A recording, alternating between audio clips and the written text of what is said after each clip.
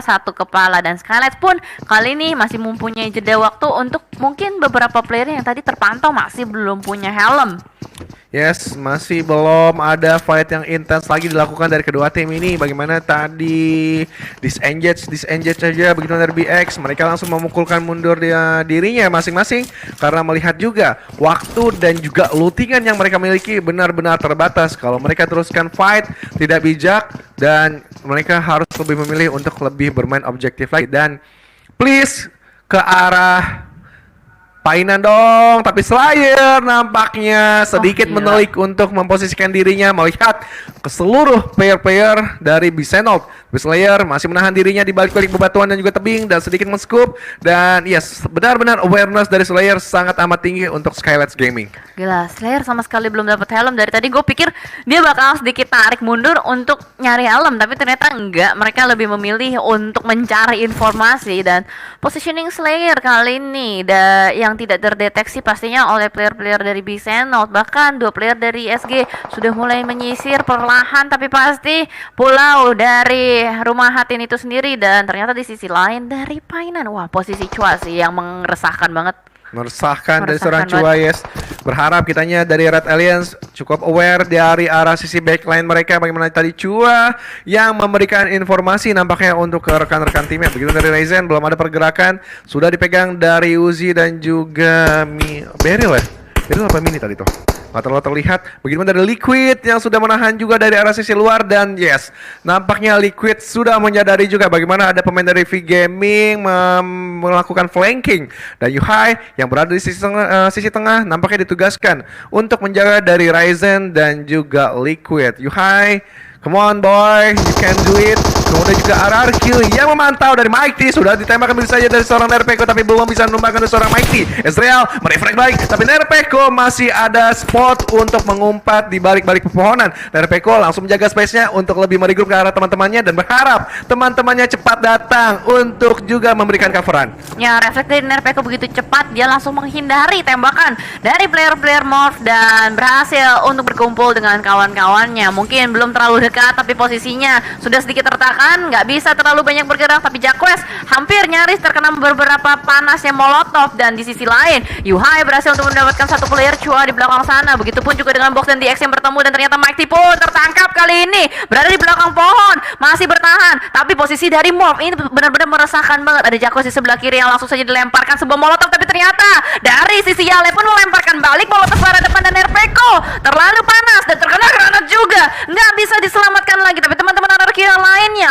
masih dalam usaha perjalanannya. Yes, dari RRQ dan juga Morph mereka cukup intens. Bagaimana Nerpeko sekarang seperempat darah, termulas dia, terseok-seok di balik bebatuan. Dan Mighty sudah berhasil dikembalikan untuk bermain mendampingi dari seorang Yale.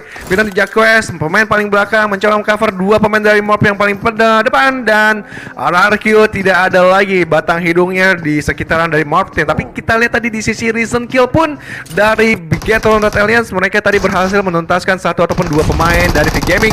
Even dari Aizen, Liquid sudah bangun juga, tapi Yuhai bangun saja. Yuhai, tapi masih ada seorang Ryzen di arah belakang.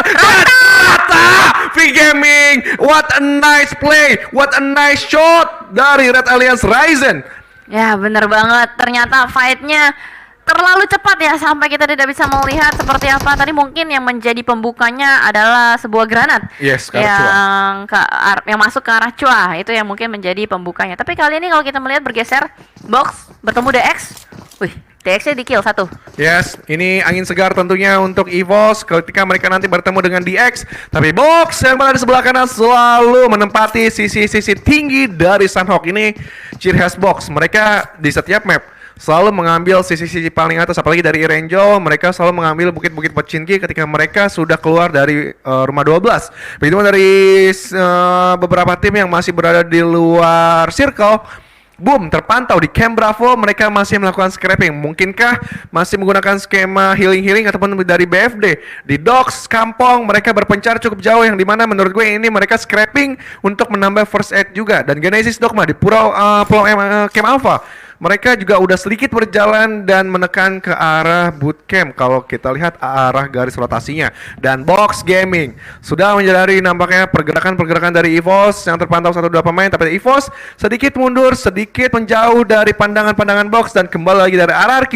Nampaknya memang jodoh nggak kemana. Lagi-lagi Morph yang cukup dekat dari radar mereka. Ya, dan kehilangan RPK nampaknya membuat 3 player ini mau nggak mau harus disengage ya. Jadi mereka nggak akan terlalu bermain dengan resiko besar. Mengingat nih masih early game juga, mereka masih punya tujuan untuk mengambil objektif gameplay. Mengingat dari segi in danger zone-nya memang mereka udah berhasil untuk keluar ya. Tapi masalahnya nggak bisa leha-leha semudah itu. Nggak bisa lengah. Leha-leha itu kurang lebih bahasa condet deh. Oh gitu ya. Iya tuh teman-teman gue tuh yang di condet tuh leha-leha mulu gitu. Emang leha-leha sama lengah sama ya? Beda dong. Beda, tapi untuk leha-leha tuh santai. Santai, tapi santai sama lengah beda. Lengah itu tidak aware. Kalau santai gue chill. Jadi ya, oke, Cijeli sekarang benar banget. Dan iya kak manis. Iya, makasih manis. Dan kembali lagi dari EVOS yang mereka masih bergerak dari arah perhutanan ini, perhutanan Sunhawk. Mereka benar-benar luar biasa memberikan agresivitas. Bagaimana membagi 2 player yang berjauhan. Nampaknya dari Lizard dan juga KF untuk menjaga awareness ke arah The Xavier. Begitu dari Microboy Red Fest lebih menjaga awareness dari Box Gaming. Ini harus berhati-hati karena sangat amat beresiko untuk melawan 2 tim yang berbeda. 2 tim berbeda, namun dari satu negara ya, Vietnam, Box dan juga DX. EVOS melakukan split positioning. Mungkin mereka akan berusaha untuk mengulang kembali tactical strategy gameplay yang menurut mereka sukses di Sunhawk sebelumnya. Tapi kali ini dari player-player EVOS mungkin akan berusaha untuk melakukan regroup sementara waktu dengan mobil kambing yang mereka kendarai. Dan Tigan memantau dari arah bagian bawah, mendengar suara vehicle, suaranya cukup terdengar. Di sisi lain, Dewa United sudah mengamankan rumah-rumah dekat dengan jembatan, dekat dengan choke point dari antara Sunhawk ini, dari antara Pulau Charlie dan juga Pulau Bravo. Onyx terpantau di atas sana oleh seorang Steve Boy, tapi masih belum ditembakin juga. Mungkin akan menjadi sebuah kalkulasi juga menurut mereka. Kalau misalkan gue tembak, mereka masih bisa take cover ke lower groundnya, bakal jadi sia-sia doang, bakal jadi damage doang. Jadi mungkin itu yang membuat dari Dewa United lebih ke arah menahan nembaknya.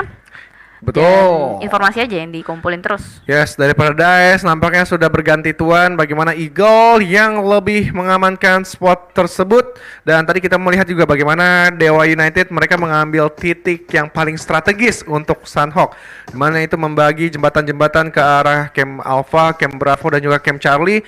Nah, dimana memang mereka akan cukup mudah untuk melakukan rotasi ketika nanti circle tidak terlalu menguntungkan karena mereka. Tapi Red Alliance dengan 3 playernya yang sudah terculik seorang Zuxi tadi, nampaknya mereka akan menjadi kambing gunung juga, udah merangkak sedikit ke atas. Tapi RRQ juga nampaknya mempunyai tujuan sama untuk mengambil spot tersebut. Akankah kedua tim ini melakukan close combat di atas-atas ini, atau mereka agak sabar sedikit menahan step? Tapi Morph masih belum jauh juga dari pandangan RRQ. Nampaknya datang dari Red Alliance. Dan Liquid sedikit menelik pergerakan-pergerakan dari Kompon dan Chuckles. Di arah sebelah kiri harus aware, jangan memberikan kepala karena nggak Liquid bakal menebas gitu saja.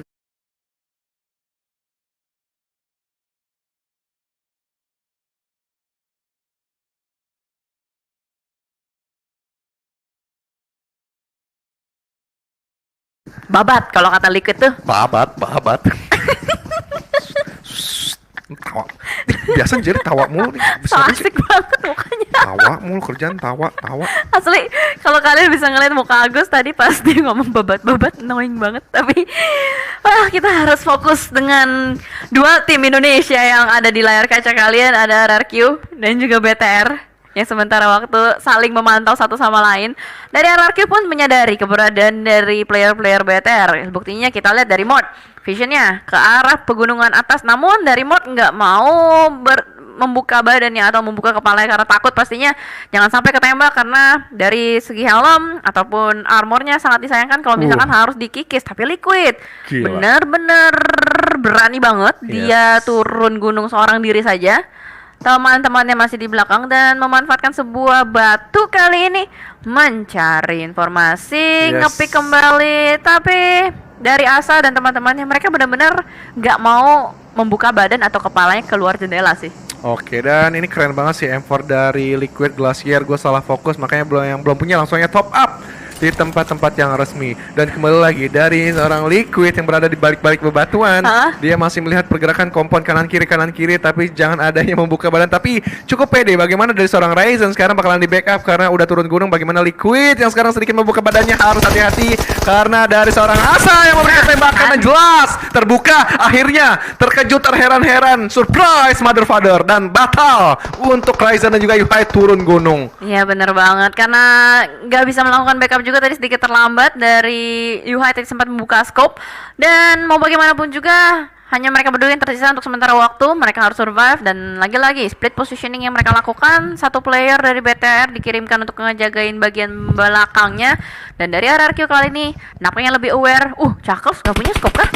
Hanya Iron Sight yang dimanfaatkan kali ini, dan ternyata ada tembakan masuk ke arah Yuhai Boy. Terlalu terbuka nampaknya, tidak ada obstacle sama sekali. Bahkan kali ini mereka hanya memiliki bandage aja. Ini bukan posisi yang enak sih. Yes, kemudian juga di seberang gunungnya juga ada EVOS. Kalau dia mendengar suara tembakan-tembakan tersebut, itu EVOS bakal diundangnya juga. Wah, ada tembakan. Bakalkah menjadi third party? Yes, dari RRQ dan juga Big Eternal Alliance. Nah, tapi Chuckles masih menahan angle-nya ke arah sisi atas. Bagaimana tadi Yuhai yang terserap nyaris 3/4 darah, tapi Yuhai sedikit menjauh, dan begitupun Ryzen belum bisa bergerak. Di lock nampaknya pergerakannya dari arah Asa dan juga Mort, dan Ryzen belum ada pergerakan yang signifikan, cukup mengerikan. Dan di sisi lain bagaimana Mort kedatangan tamu baru yang tidak diundang. Gen 17 menjadi pemain paling depan untuk TA. Ya, melemparkan sebuah granat nampaknya untuk membuka inisiasi perang. Dan player-player dari Morph kali ini benar-benar menjaga pintunya. Mungkin bakal di HB doi kah, sambil nungguin player-player dari Talent All Stars masuk. Dan ini dia, Jan 17 udah mulai masuk, dan what happened? Maja Quest yang tertembak terlebih dahulu, padahal dari tadi mereka yang menjaga.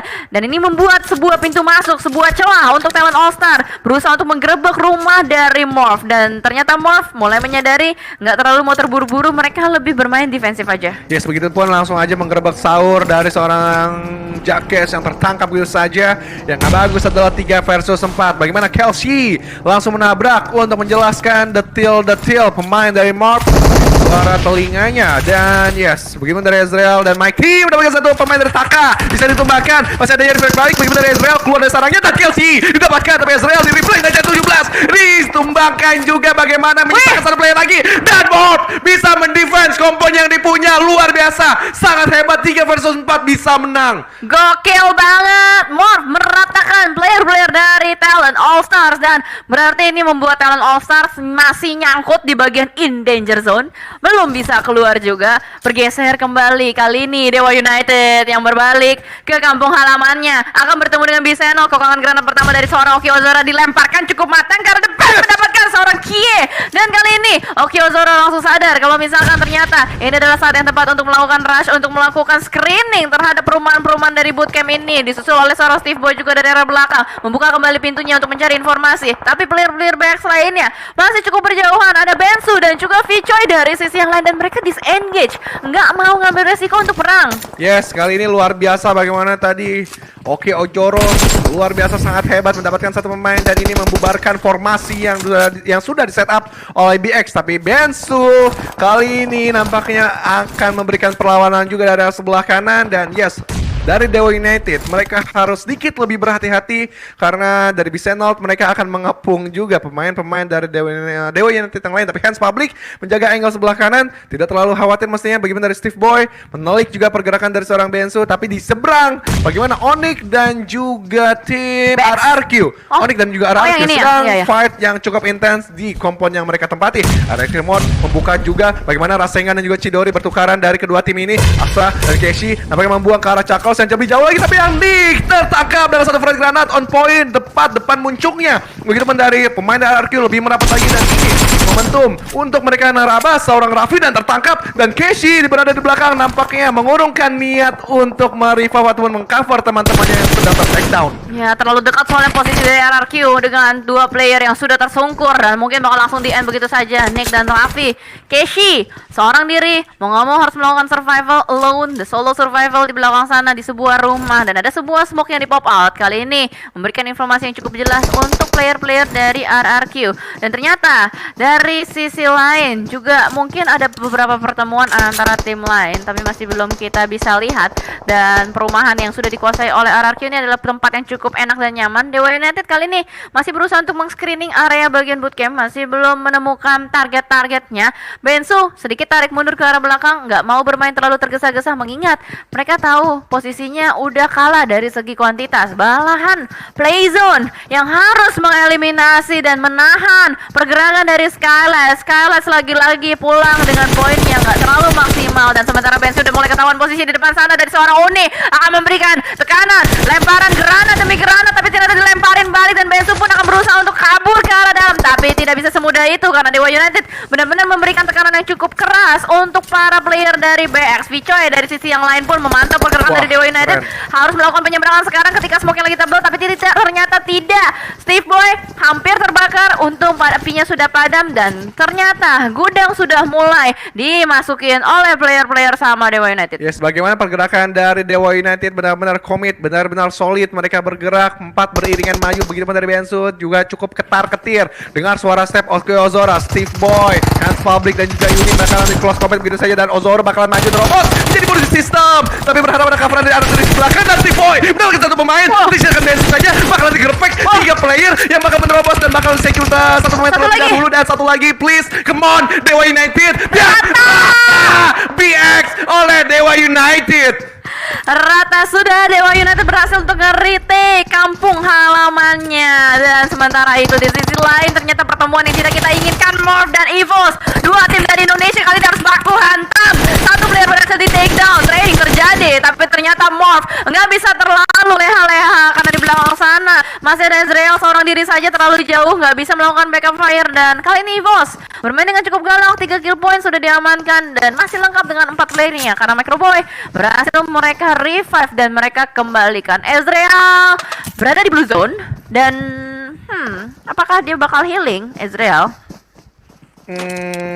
Soalnya Morph itu seingat gue kemarin ngejalanin strategi healing juga, tapi gue lupa player mana gitu kan. Dan ternyata di sisi lain pun terjadi fight antar dua tim dari negara yang sama. Box kali ini yang bertemu dengan Eagle Esports di depan sana. Dari Eagle berhasil untuk melakukan reset terhadap player-playernya. Para Jin berhasil untuk dibangkitkan kembali. Dan kamera bergeser dulu ya malah. Yes, dari EVOS sekarang yang sudah terpantau oleh CCTV kita, dan ya mereka bakalan nge-lock ke arah tim Eagle kalau nggak salah gitu.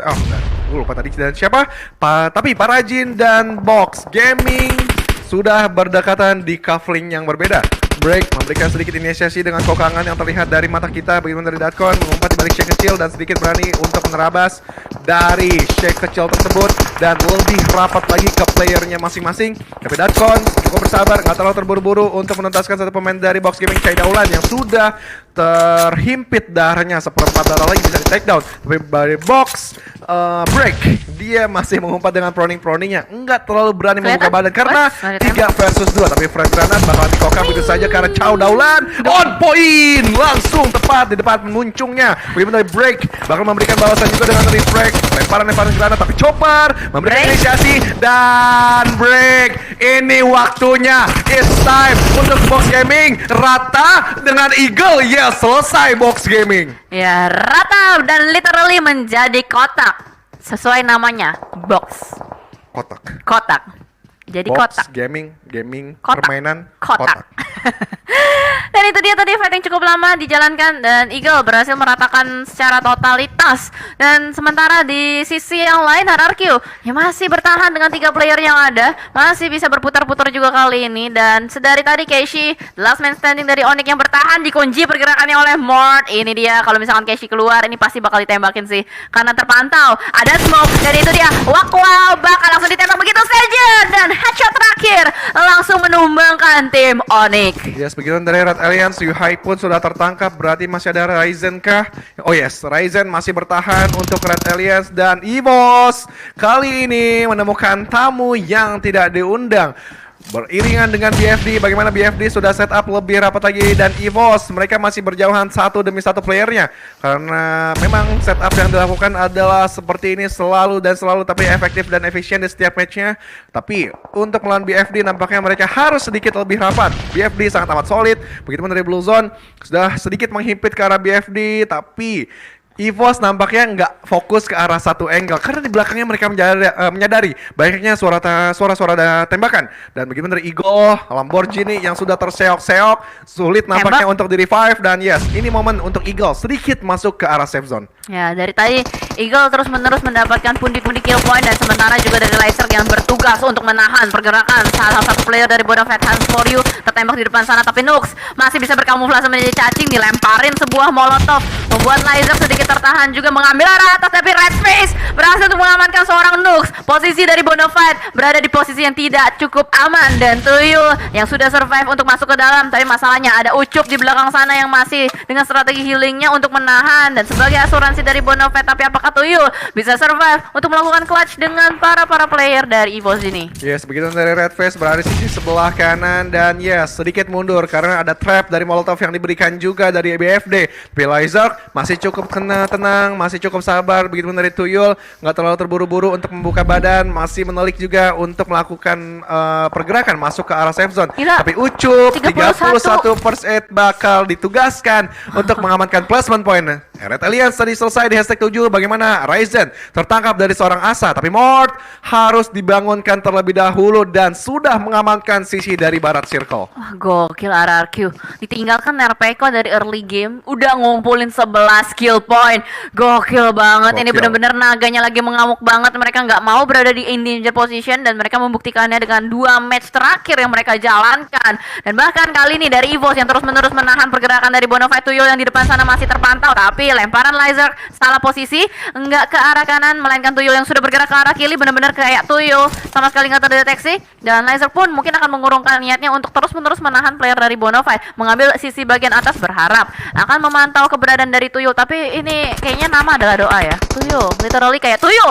Dan ternyata Laser yang tertembak oleh Asa terlalu terbuka, berada di batas sebuah batu seperti Lion King, dan Laser pun masih tertahan, belum bisa dibangkitkan. Yes, ini tentunya menjadi informasi yang sangat amat akurat ketika tadi Asa memberikan Mort yang memberikan inisiasi tembakan ke arah EVOS. Begitu dari EVOS, mereka bakalan set up lebih rapi dan komit lagi untuk menuntaskan awareness mereka ditingkatkan ke arah Araki. Tapi Microboy terdeteksi di situ dari seorang Chuckles, tapi masih cukup aman mengumpat di balik-balik pepohonan. Begitu dari Asa masih bersembunyi di balik bebatuan, bisa tertangkap satu pemain apakah dari seorang EVOS, dan adanya tembakan balik dari Chuckles. Tapi Red Face begitu keras aimnya membalikan keadaan. Begitupun terseok-seok kali ini dari RRQ, menyisakan 2 player aktif saja, Mort dan juga Asa, dan ini momentum untuk Red Face memberikan penetrasi. Ya, dan Red Face udah naik ke atas batu kali ini. Ketahuan posisi dari Mort, malah langsung ditembakin hampir saja, dan pundaknya sedikit kena lecet dari tembakan Red Face, dan kali ini langsung maju ke arah depan dengan Uzinya sudah mulai dipegang di tangan. Tapi ternyata balasan tembakan dari arah yang lain. Takatiki dari RRQ terlalu sakit kali ini. Mort dan juga Asa memberikan backup demi backup dan cukup mengerikan. Reflect terjadi, dan Laser pun menembak ke arah depan. Squad killing spree berhasil dikantongi oleh EVOS, tapi ternyata kali ini close combat pun akan pecah kembali. Pertandingan pertembakan dari antar batu, dan itu di RRQ rata dipulangkan oleh EVOS. EVOS, angin segar untuk mereka, tapi jangan sampai lengah. Bagaimana kita melihat track record Sunhawk kemarin? Ya. Ada yang lengah sudah mendapatkan circle zone, tetapi tidak menyadari bagaimana belakang Tuyul didapatkan dari seorang Laser.